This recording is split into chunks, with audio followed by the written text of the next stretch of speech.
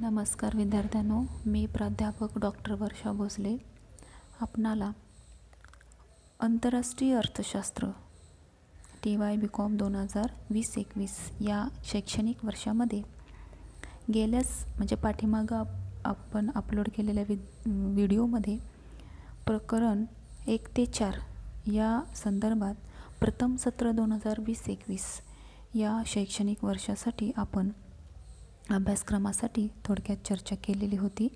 तर आंतरराष्ट्रीय अर्थशास्त्र म्हणजे काय, त्याचा अर्थ काय आहे, आंतरराष्ट्रीय अर्थशास्त्राची ओळख करून घेण्यासाठी त्याचे स्वरूप कोणते, त्याची व्याप्ती कितपत पसरलेली आहे, या गोष्टींचा आपण इथं थोडक्यात अभ्यास करणार आहोत।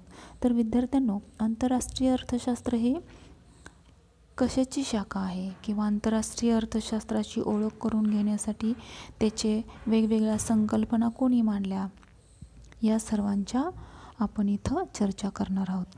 तर विद्यार्थ्यांनो, जगातील देशांचे एकमेकांबरोबरचे जे काही संबंध आहेत हे एकमेकांच्या असलेल्या संबंधावरच अवलंबून असतात।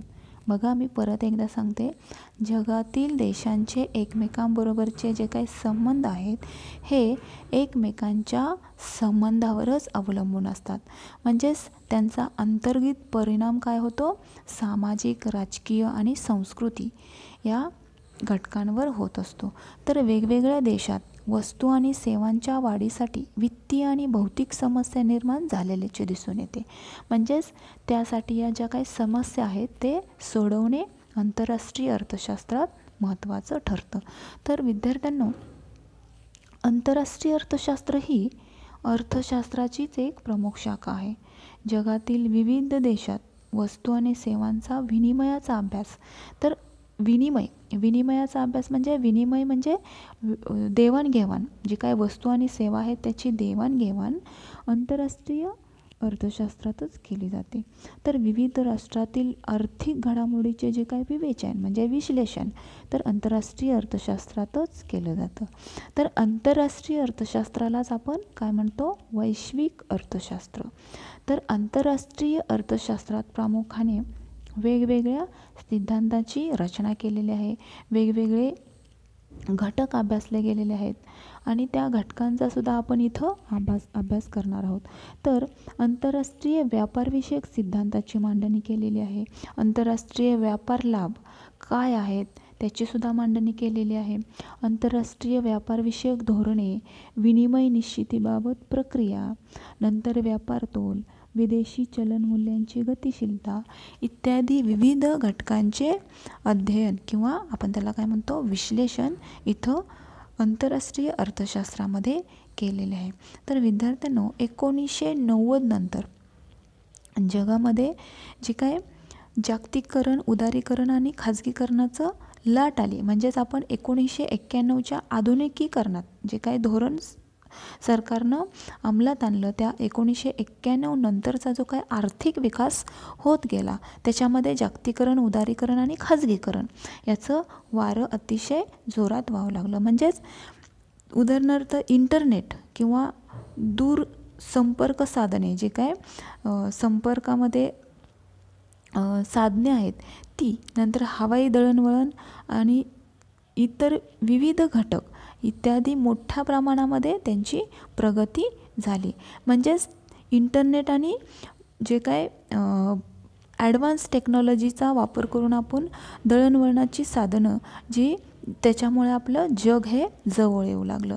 तर उदारीकरणाच्या संदर्भात देशादेशातील व्यापार शर्ती ही शिथिल होऊ लागल्या, भांडवलाचे आंतरराष्ट्रीय स्तरावर मोठ्या प्रमाणात हस्तांतरण होऊ लागलं। तर अशा परिस्थितीमध्ये आंतरराष्ट्रीय व्यापाराला फार मोठ्या प्रमाणात चालना मिळू लागली। म्हणजेच त्यामुळं आंतरराष्ट्रीय सिद्धांत प्रस्थापित होऊ लागले, म्हणजेच या आंतरराष्ट्रीय अर्थशास्त्राचं महत्त्वही वाढू लागलं। तर विद्यार्थ्यांनो, आंतरराष्ट्रीय अर्थशास्त्राची ओळख करून घेण्यासाठी आपण त्याचा अर्थ म्हणजे अर्थशास्त्राचा अर्थ, तर ती अर्थ समजून घेण्यासाठी आंतरराष्ट्रीय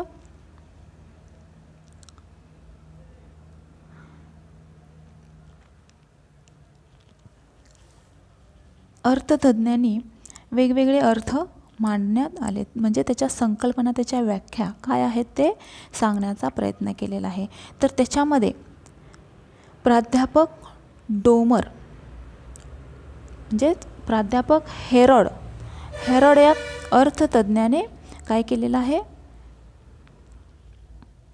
तर आंतरराष्ट्रीय अर्थशास्त्राची व्याख्या सांगितलेली आहे. तर आंतरराष्ट्रीय अर्थशास्त्राचा संबंध त्या सर्व आर्थिक देवाणघेवाणीच्या व्यवहारांशी असतो की जे राष्ट्राच्या सीमांच्या बाहेर केल्या जातात. म्हणजे आंतरराष्ट्रीय अर्थशास्त्राचा संबंध हा सर्व आर्थिक म्हणजे वस्तू आणि सेवांच्या ज्या काही घटक आहेत त्यांचे देवाणघेवाण म्हणजे विनिमय पद्धतीच्या व्यवहारांशी असतो. तर त्या राष्ट्राच्या म्हणजे आपल्या भारत देशाच्या सीमेच्या बाहेर, उदाहरणार्थ सांगायचं म्हटलं तर सीमेच्या बाहेर हा देवाणघेवाणाचे व्यवहार केले जातात. त्यालाच आंतरराष्ट्रीय अर्थशास्त्र असं म्हटलं जातं. तर दुसरं असं सांगितलेलं आहे की किंडलबर्जर. तर किंडलबर्जर यांनी काय सांगितले की आंतरराष्ट्रीय अर्थशास्त्र हा सामान्य अर्थशास्त्रामधील एक स्वतंत्र अभ्यास आणि ज्यामध्ये आंतरराष्ट्रीय व्यापाराबरोबरच आंतरराष्ट्रीय आर्थिक संबंधाचा स्वतंत्रपणे अभ्यास केला जातो.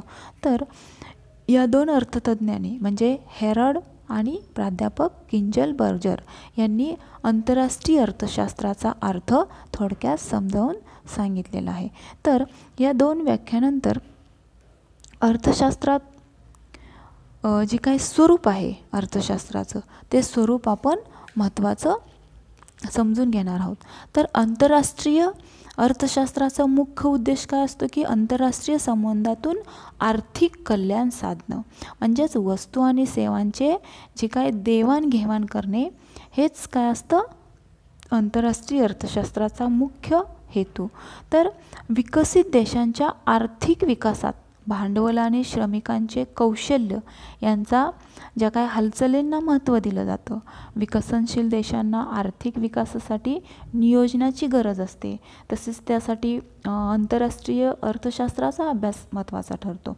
म्हणजेच विकसित देशांना आंतरराष्ट्रीय समस्यांना मोठ्या प्रमाणात हे तोंड द्यावे लागते.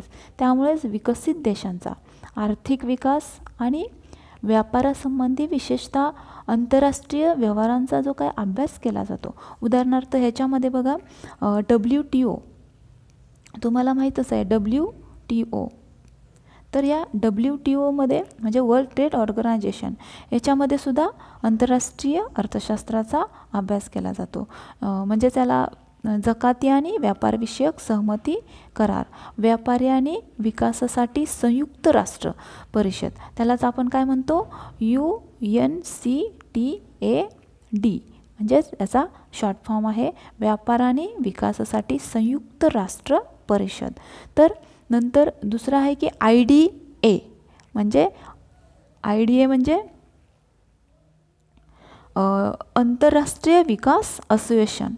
तर आंतरराष्ट्रीय विकास असोसिएशन हे इंटरनॅशनल डेव्हलपमेंट असोसिएशन म्हणजेच त्याला आपण आंतरराष्ट्रीय विकास असोसिएशन. तर या ज्या काही संघटना आहेत त्या व्यापारासंबंधी या व्यवहारांचा अभ्यास करत असतात. म्हणजे त्यांचे कार्य, त्यांचे अभ्यास मंडळं किंवा त्यांचे करार या संबंधित आपल्याला आंतरराष्ट्रीय अर्थशास्त्राचे धागेदोरे आपल्याला समजून सांगत असतात. तर आंतरराष्ट्रीय संबंध वेगवेगळ्या देशांचे वेगवेगळे असतात आणि त्यांच्या पृथक्करणासाठी म्हणजे त्यांचं जे काही क्लेरिफिकेशन किंवा जस्टिफिकेशन करण्यासाठी तांत्रिक साधनांची गरज निर्माण झाली की ते प्रवाह, राष्ट्रीय अर्थव्यवस्था तसेच राष्ट्रात असणाऱ्या आर्थिक संबंधांना आकार देणाऱ्या घटकांचं विश्लेषण करत असतात. म्हणजेच या सर्व आंतरराष्ट्रीय प्रवाहांचे जे काही विश्लेषण असते हे आंतरराष्ट्रीय अर्थशास्त्रात केलं जातं. म्हणजेच बघा विविध अशा तांत्रिक साधनांची गरज जेव्हा निर्माण होते तेव्हा प्रवाह आणि राष्ट्रीय अर्थव्यवस्था तसेच राष्ट्रामध्ये असणाऱ्या विविध संबंधाचा जो काय आकार देणाऱ्या घटकांचा विश्लेषण करता म्हणजे सिद्धांत आले किंवा बाकीचे वेगवेगळे महत्त्वाचे घटक असतात या घटकांचा प्रवाहांचे विश्लेषण हे कशामध्ये केलं जातं आंतरराष्ट्रीय अर्थशास्त्रामध्ये. तर राष्ट्रामध्ये म्हणजे वेगवेगळ्या राष्ट्रामध्ये परस्परावलंबनाचे हे जे काय आंतरराष्ट्रीय अर्थशास्त्र आहे हे प्रकाश जो टाकत असते वेळोवेळी. म्हणजेच आंतरराष्ट्रीय अर्थशास्त्राचे जे काही स्वरूप आहे हे आधुनिक काळात प्रत्येक राष्ट्र हे स्वतंत्र राजकीय एकक मानले जात असले तरी राष्ट्रे आर्थिकदृष्ट्या आंतरसंबंधित हे असतात. म्हणजेच राजकीय एकक अनेक राष्ट्रे हे वस्तूंच्या उत्पादनासाठी जास्त खर्च होतो अशा वस्तूंचे उत्पादन न करता त्यांची आयात करतात. म्हणजे बघा, तर ज्यावेळेस ते आयात करतात त्यावेळेस आयातीच्या बदल्यात आपल्या देशामध्ये कमी खर्चात जे काय तयार होतो काय वस्तू आणि सेवा तर किंवा इतर साधनांची ते निर्यात करत असतात. म्हणजे ज्यावेळेस आपण आयात ही आपल्या देशामध्ये कमी प्रमाणात वस्तू आणि सेवा निर्माण होतात त्यांचीच आपण आयात करत असतो किंवा भौगोलिक परिस्थितीमध्ये आपल्या देशामध्ये वस्तू आणि सेवांची जी काही उपलब्धता होत नसते तीच गोष्टी आपण काय करत असतो आयात करत असतो. तर उदाहरणार्थ भारत मसाल्याचे पदार्थ आणि हापूस आंबा द्राक्ष इत्यादी फळांची काय करत असतो निर्यात करतो आणि अरब राष्ट्रे काय करतात पेट्रोलजन्य पदार्थाचीही निर्यात करतात. म्हणजेच 20व्या शतकामध्ये हे परस्परावलंबन काय होते वाढतच गेले आणि त्यामुळं आंतरराष्ट्रीय व्यापार हा झपाट्याने वाढत गेला. तर विद्यार्थ्यांनो आंतरराष्ट्रीय अर्थशास्त्राचे स्वरूप हे अशा पद्धतीनं आपण म्हणजे अभ्यासले आहे. तर आंतरराष्ट्रीय अर्थशास्त्राचे स्वरूप त्याच्यानंतर आंतरराष्ट्रीय स्वरूप झाल्यानंतर आंतरराष्ट्रीय अर्थशास्त्राची व्याप्ती. तर आंतरराष्ट्रीय अर्थशास्त्राची व्याप्ती ही विविध घटकांनुसार सांगितलेली आहे. तर ती व्याप्ती कशा पद्धतीनं मांडलेली आहे तर आपण थोडक्यात वेगवेगळ्या मुद्द्यांद्वारे स्पष्ट करणार आहोत. तर आंतरराष्ट्रीय अर्थशास्त्राची व्याप्ती ही वैश्विक अर्थशास्त्र आपण आंतरराष्ट्रीय अर्थशास्त्राला म्हटलं गेले हे आपण मगाशीच म्हटलंय. तर आधुनिक काळात आंतरराष्ट्रीय अर्थशास्त्राची व्याप्ती ही मर्यादित राहिलेली नसून जगामध्ये विनिमय हा आंतरराष्ट्रीय अभ्यासाचाच विषय झालेला आहे. म्हणजेच वेगवेगळे सिद्धांतकार जे आपण अर्थतज्ञ म्हणतो ॲडम स्मिथ रिकॉर्ड जेस मिल इत्यादी अर्थतज्ञांनी काय केलेले आहेत आंतरराष्ट्रीय व्यापारविषयक सिद्धांत हे श्रमिकाच्या उत्पादकतेच्या आधारावरच मांडलेले आहेत. म्हणजे या सिद्धांतानुसार श्रम विभागणी हा आंतरराष्ट्रीय व्यापाराचा जो काय पाया मानलेला गेला आहे. तर नैसर्गिक भिन्नतेमुळे व्यापार निर्माण होतो हे रिकॉर्डने उल्लेख केलेला आहे. म्हणजे जागतिकीकरणानंतर अनेक देशांनी आंतरराष्ट्रीय व्यापारालाच प्राधान्य दिलेलं आहे. म्हणजे बघा आंतरराष्ट्रीय व्याप्ती अभ्यासताना आंतरराष्ट्रीय व्यापाराच्या कक्षा रुंदवलेल्या दिसून येतात आणि आंतरराष्ट्रीय व्यापाराची व्याप्ती म्हणजेच आंतरराष्ट्रीय अर्थशास्त्रात जे वेगवेगळे विषय अभ्यासले गेलेले आहेत तेच विषय. म्हणजे उदाहरणार्थ पहिला मुद्दा असा आहे की शुद्ध सिद्धांत. तर हा शुद्ध सिद्धांत तर या सिद्धांतामध्ये व्यापाराच्या लाभाचे विश्लेषण केलं जातं आणि मुक्त व्यापाराच्या लाभावर भर दिला जातो. तर आंतरराष्ट्रीय व्यापारातून विविध देशांना मिळणारा लाभ अनेक स्वरूपात दिसून येतात. तर याचा सखोल अभ्यास हा या अर्थशास्त्रामध्ये केला जातो.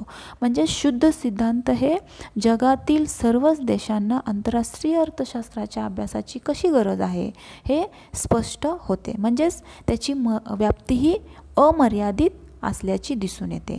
तर आंतरराष्ट्रीय व्यापाराशी अनेक गुंतागुंतीचे प्रश्न निगडीत आहेत. या प्रश्नांची जी काय उकल आहे किंवा ती शोधण्याचा प्रयत्नसुद्धा आधुनिक अर्थतज्ञांनी यामध्ये केलेला आहे.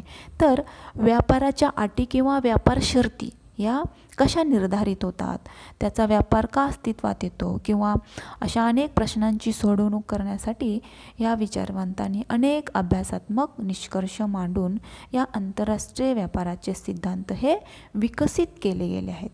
तर आपल्याला या शुद्ध सिद्धांतामध्ये अनेक विविध सिद्धांताचा अभ्यास करण्यासाठी आंतरराष्ट्रीय अर्थशास्त्र समजून घेणं आवश्यक आहे. तर विद्यार्थ्यांना पुढचा मुद्दा असा आहे की विदेशी बाजारपेठ.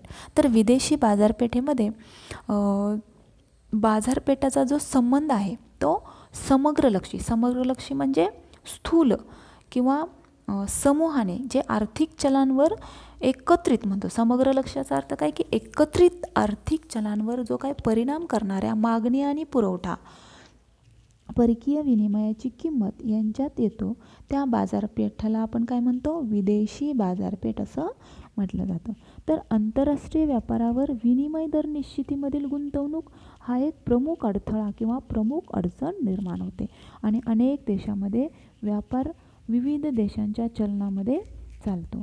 तर या चलनाचे दर कसे निश्चित केले जातात, त्या संदर्भात आंतरराष्ट्रीय संस्था ह्या आंतरराष्ट्रीय व्यापारातील अडथळा कमी करण्यासाठी मदत करत असतात. तर दुसरं म्हणजे विद्यार्थ्यांना विनिमय दर म्हणजे देवाणघेवाण म्हणजे वस्तू आणि सेवांची देवाणघेवाण यांची निश्चिती करण्यासाठी व त्यांचा आंतरराष्ट्रीय व्यापारात किती महत्त्वाचा वाटा आहे या संदर्भात सखोल अभ्यास आंतरराष्ट्रीय अर्थशास्त्रात केला जातो. तर व्यापाराच्या दृष्टीने ज्या वस्तू आणि सेवांच्या देवाणघेवाण केली जाते किंवा अशा दृश्य आणि अदृश्य वस्तू व सेवांची केली जाणारी देवाणघेवाण यातून निर्माण होणारा जो काय व्यापार तोल किंवा निर्माण होणारा जो काय व्यवहाराला म्हणजे अदृश्य आणि दृश्य या सेवांची केली जाणारी देवाणघेवाण या व्यवहाराला आपण काय म्हणतो, व्यवहार तोल. तर व्यवहार तोलामुळे आपल्या देशातील आंतरराष्ट्रीय व्यापाराच्या दिशा समजतात आणि व्यापार अनुकूल आहे की प्रतिकूल आहे याची आपल्याला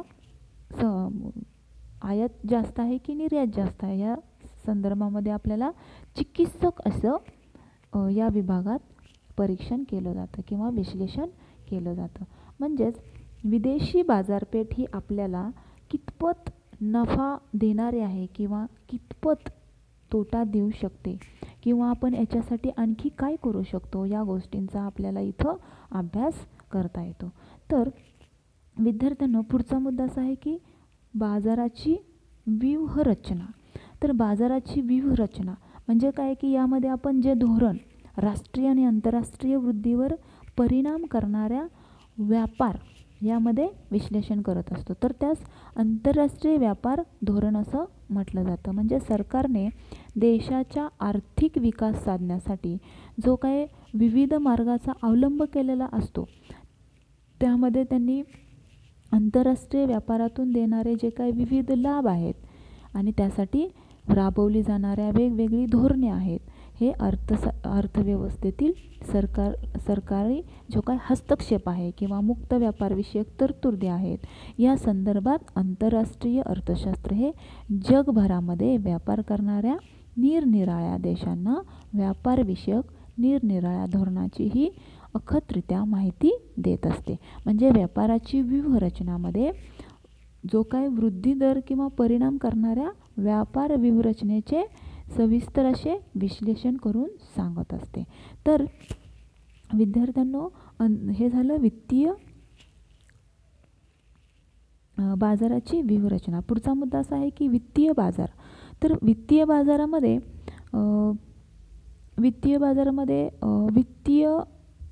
बाजारातील जागतिक मुद्रा बाजार म्हणजे जे आपण आपला 1 रुपया आणि उदाहरणार्थ अमेरिकेचा डॉलर तर या दोन्हीमध्ये मुद्रा बाजारात चढ उतार किंवा आपण त्याला काय म्हणतो जागतिक मुद्रा बाजार, भांडवल बाजार किंवा आंतरराष्ट्रीय प्रतिभूती बाजार यांचा जो काय अभ्यास केला जातो तो वित्तीय बाजारामध्ये केला जातो. तर विदेशी चलनाचे मूल्य हा एक घटक आंतरराष्ट्रीय व्यापाराचे स्वरूप पूर्णतः बदलू शकतो. म्हणजे ज्या देशाची निर्यात अधिक असते त्या देशांना विदेशी चलन प्राप्ती अधिक होते.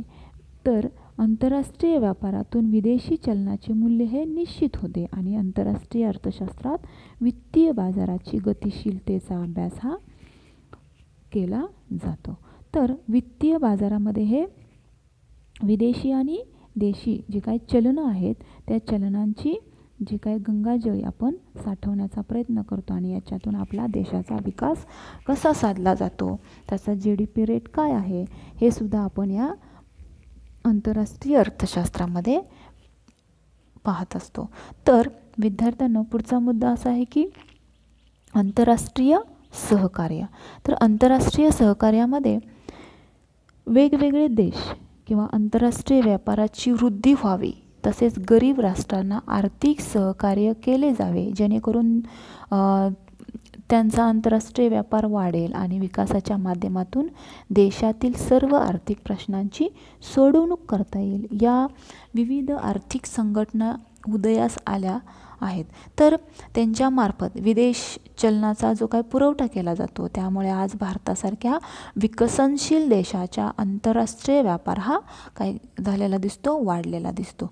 तर आंतरराष्ट्रीय स्तरावरील या विदेशी चलनाच्या सहकार्यातून अनेक देश संपन्न म्हणजे प्रगतीपथावर आढळून येतात. म्हणजे हेच एक उद्दिष्ट साध्य करण्यासाठी वित्तीय संस्था उदयास आल्यात. तर युनो म्हणजे संयुक्त राष्ट्रसंघ, जागतिक बँक, आंतरराष्ट्रीय नाणेनिधी, नंतर जागतिक व्यापार संघटना इत्यादी जागतिक संघटनाद्वारे हे आंतरराष्ट्रीय आर्थिक सहकार्यामध्ये आपल्याला काय होतं, या आंतरराष्ट्रीय अर्थशास्त्रात सहकार्यात प्रोत्साहन दिलं जातं. तर हे झालं आपलं आंतरराष्ट्रीय सहकार्य कशा पद्धतीनं दिलं जातं किंवा त्याचं कशा पद्धतीनं आपला अभ्यास करावा लागतो, हे या आंतरराष्ट्रीय सहकार्याच्या माध्यमातून स्पष्ट होते. तर पुढचा मुद्दा असा आहे की व्यवहार तोल. तर विद्यार्थ्यांनो, ज्या व्यवहारामार्फत निधीच्या आयातीचे किंवा निर्यातीचे जे चित्र उभं केलं जातं आणि व्यापाराच्या दृष्टीनं ज्या वस्तू आणि सेवांची देवाणघेवाण केली जाते, अशा दृश्य आणि अदृश्य वस्तू सेवा जी काय केल्या जाणाऱ्या देवाणघेवाणीतून निर्माण होणाऱ्या व्यवहाराला आपण काय म्हणतो, व्यवहार तोल. तर व्यवहार तोलामुळे आपल्या देशातील आंतरराष्ट्रीय आणि व्यापाराची दिशाही समजू शकते. म्हणजेच आपला व्यापार अनुकूल आहे की प्रतिकूल आहे, किंवा देशातून होणारे आयात ही जास्त आहे की निर्यात ही जास्त आहे, किंवा आयात कमी आहे की निर्यात कमी आहे, ह्या संदर्भात सुद्धा आपल्याला अभ्यास करता येतो. तर हे झालं आपल्याला व्यवहार तोल. तर पुढचा मुद्दा असा आहे की व्यवहार तोलातील तडजोड. तर विद्यार्थ्यांनो, व्यवहार तोल हा आपला कसा असला पाहिजे, पॉझिटिव्ह. म्हणजेच निर्यात ही जास्त असली पाहिजे आणि आयात ही कमी असली पाहिजे, तरच आपल्या देशाचा विकास होतो. हे आपण व्यवहार तोलामध्ये अभ्यासले. तर व्यवहार तोलातील तडजोड ही कशी असायला पाहिजे, तर व्यवहार तोलात असमतोल निर्माण झाल्यास म्हणजे त्याची तडजोड यंत्रणा तसेच वेगवेगळ्या आंतरराष्ट्रीय वित्तीय पद्धतीचा जो काय अभ्यास केला जातो, हे या व्यवहार तोलात तडजोडींच्या मार्गाने अभ्यास कशा पद्धतीनं करावा, हे या आंतरराष्ट्रीय अर्थशास्त्रामध्ये सांगितलं जातं. तर अशा पद्धतीनं आंतरराष्ट्रीय अर्थशास्त्राची व्याप्ती ही आपण विविध मुद्द्यांद्वारे अभ्यासलेली आहे.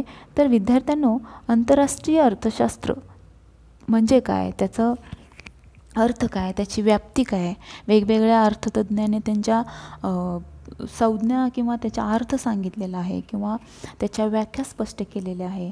तर या सर्व आंतरराष्ट्रीय अर्थशास्त्राची जी काय व्याप्ती आहे ही सर्वत्र पसरलेली आहे. आणि आंतरराष्ट्रीय अर्थशास्त्र हे व्यापारीदृष्ट्या कशा पद्धतीनं महत्त्वाचं आहे, किंवा आंतरराष्ट्रीय अर्थशास्त्रामध्ये वेगवेगळ्या आधुनिक सिद्धांत किंवा वेगवेगळ्या घटकांचा कशा पद्धतीनं समावेश किंवा अभ्यास केला जातो, हे आपल्याला लक्षात येतं.